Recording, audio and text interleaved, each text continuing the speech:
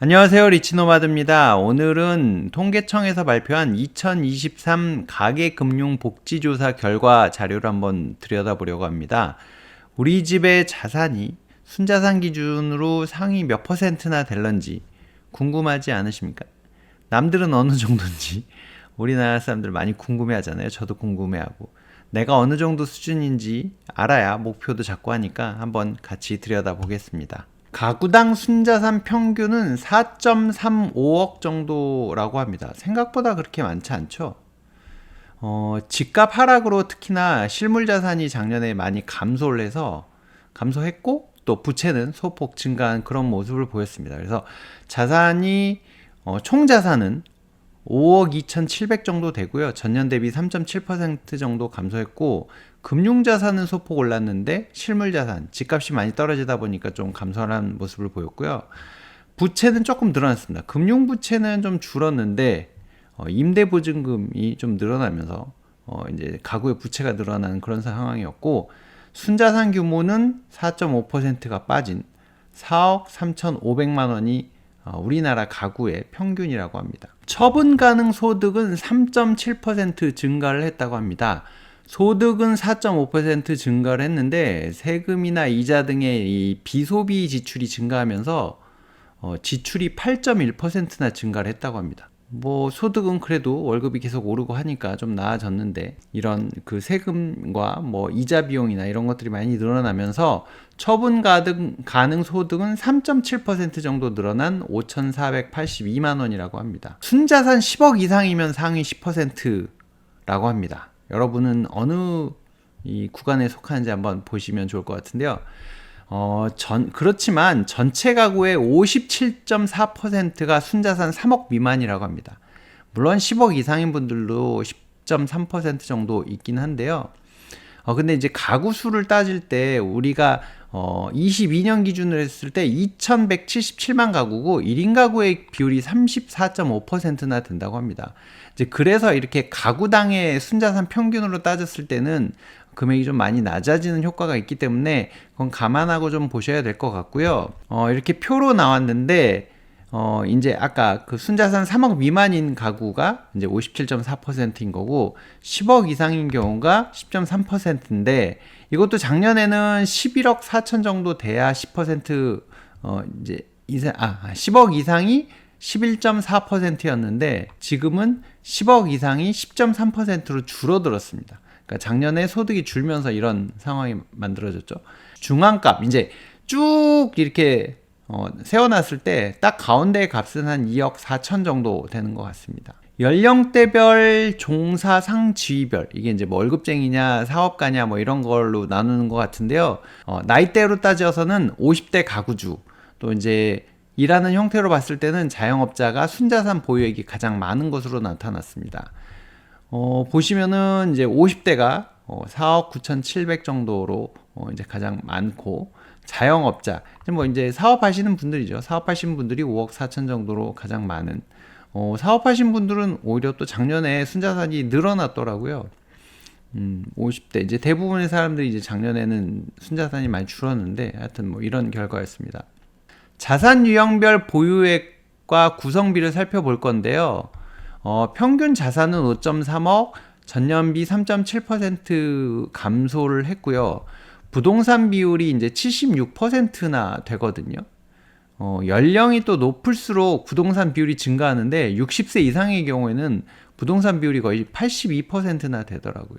자산 운용 방법은 이제 아무래도 여유자금을 저축과 금융자산 투자를 하는 게 이제 가장 좀 50% 이상이 선호하는 방법이고 금융자산에 투자할 때는 예금을 하신다는 분들이 아직도 88%가 넘습니다. 주식하는 사람 주변에 되게 많은 것 같지만 실제로는 8.7%밖에 안 되고요.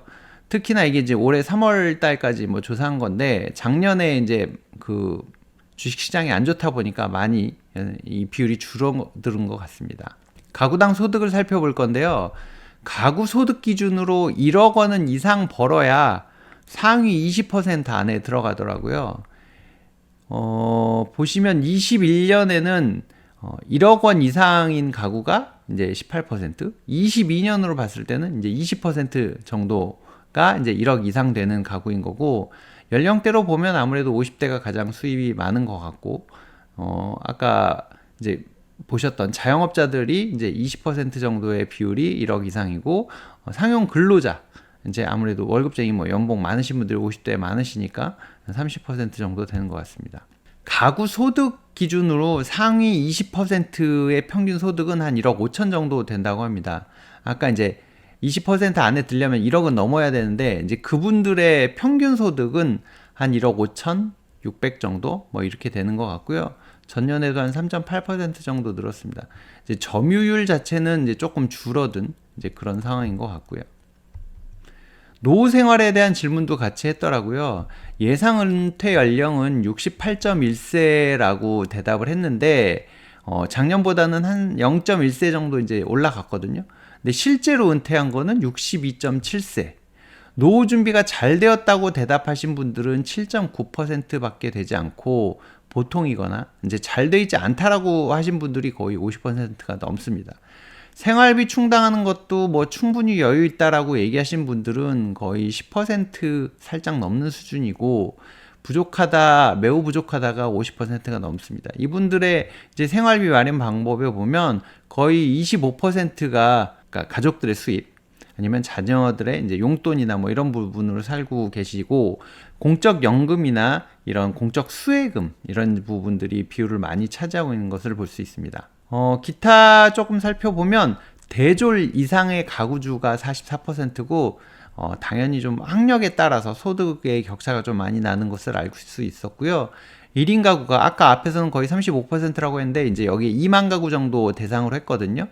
거기에서 봤을 때는 한 28%인데, 여기에 이제 제가 이 숫자를 왜 넣어놨냐면, 1인 가구 하면 젊은 친구들이 요새 혼자 사는 사람이 많지 이렇게 생각했는데, 그게 아니고 평균 연령이 55.6세입니다. 그러니까 그 젊은 1인 가구도 많지만 노인분들 중에 혼자 사시는 분들이 굉장히 많기 때문에 평균 연령이 굉장히 생각보다 높더라고요. 그래서 진짜 이게 여러 가지 사회 상황이 많이 바뀌어가고 있구나, 이런 생각을 할 수 있었습니다.